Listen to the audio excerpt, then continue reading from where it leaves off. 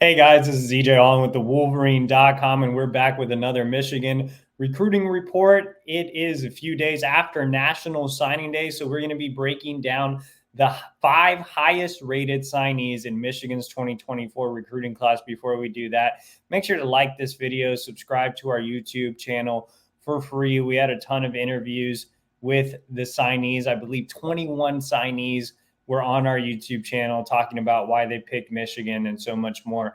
And also, if you're not a subscriber to the Wolverine.com, I would highly suggest doing that. And if you are a subscriber, you can gift a subscription. It is the holidays. All right, let's break down the top 5, starting off with number 5, and that is legacy offensive tackle Blake Frasier out of Austin Vandegrift in the great state of Texas.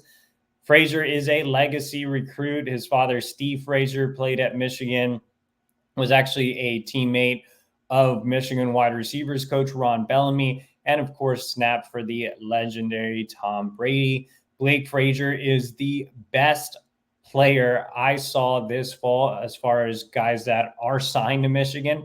Best signee I saw this fall, man. When you look at Frasier, 6'5.5", 270 pounds, really lean frame that can add a ton of weight under Michigan strength and conditioning coach Ben Herbert. Really excited to see what he turns into a year or two from now. But great feet, great athleticism, really comfortable in pass pro. I mean, the athleticism pops out right away. He's a former tight end, so you can tell, he has the feet and the athleticism to really excel as an offensive tackle, even though some have, said he could slide inside as an interior offensive lineman. And I could see that, but I think he's a premier right tackle at the next level. On top of that, Frasier is physical.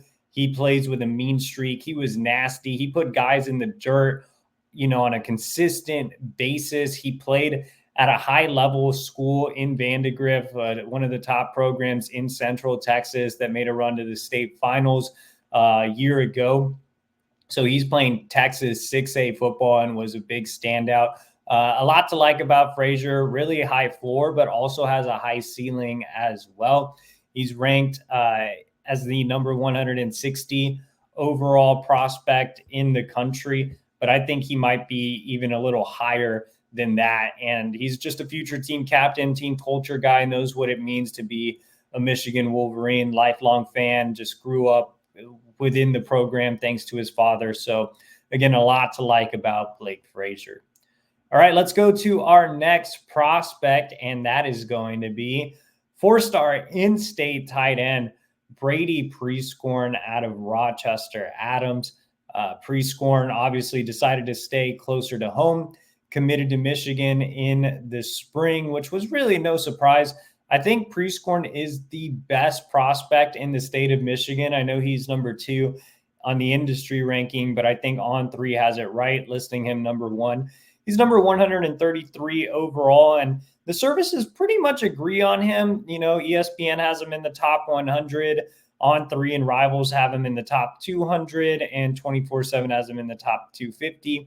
I think he's a top 100 to 150 type of player. I mean, he's an athletic pass catcher that proves to be a mismatch nightmare on film. Rochester Adams splits him out wide.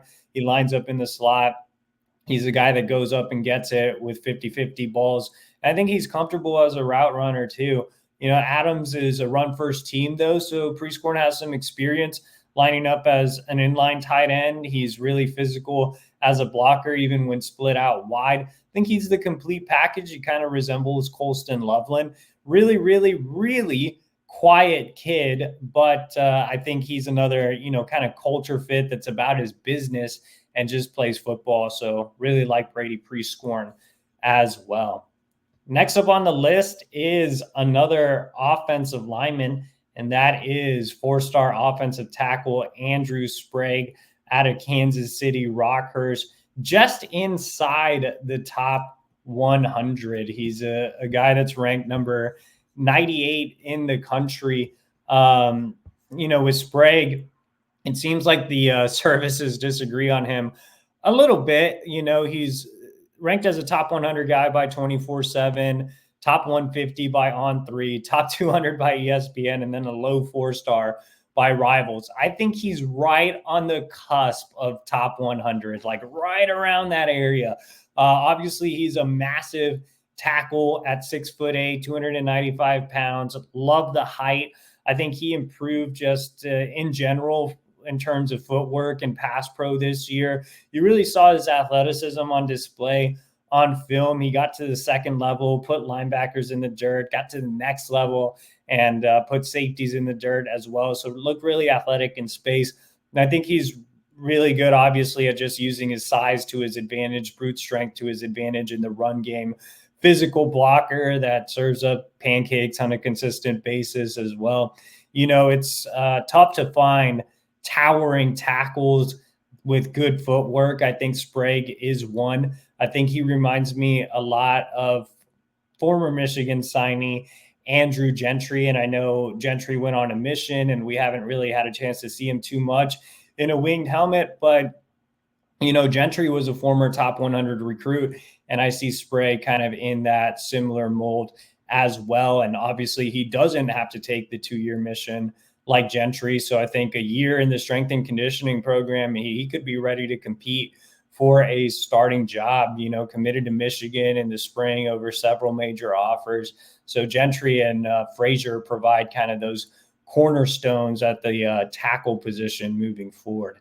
Next up on the list is quarterback Jaden Davis. He's ranked as the number 95 overall prospect in the country. This is another one where the rankings don't necessarily align with each other. You have Rivals, which has him as a top 75 prospect. You have 24/7 and ESPN having him just inside the top 125, and then On3 has him outside of the top 200. I've always had Jaden Davis, kind of in a similar range. I would probably say he's somewhere between a top 175 and 225 player, so in between what the services have him right now. I think he's a guy that's a really high floor signal caller. This was a very weak year at the quarterback position nationally, and I think Davis is one of the safest takes in the country. On top of that, he's a really good scheme fit for Michigan. What he doesn't do well in terms of being a shorter quarterback that has a little bit of a hitch in his throwing motion, that's not very mobile. It's kind of masked by what Michigan does offensively because it plays so much to his strengths, which are commanding an offense, mental processing, hitting the right read, finding the open receiver, being accurate, short to intermediate. He doesn't have JJ McCarthy level arm talent, but he has better arm talent than a Cade McNamara. So he's capable of hitting the deep shot every now and then and making that high level throw. This is a kid that's been groomed to play the quarterback position since middle school. He traveled around the country with Cam Newton this past year. He's seen the best private quarterbacks coaches in the country. So I think from a game ready perspective, I mean, he could be thrown into the fire right away just looking at Michigan's quarterback room. And I think he has enough talent and the right skill set to really excel in Michigan's offense and win a lot of games. While I don't see him as a 5-star top 100 type of player because of the faults I mentioned, he is a guy that was very productive at the high school level and proved to be a really efficient distributor.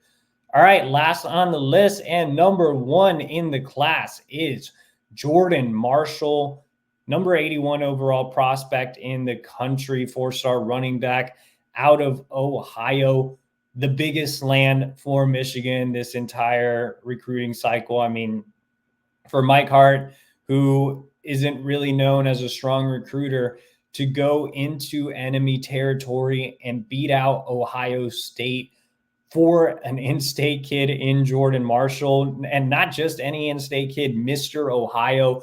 I mean, what a win for Hart. So much praise for him.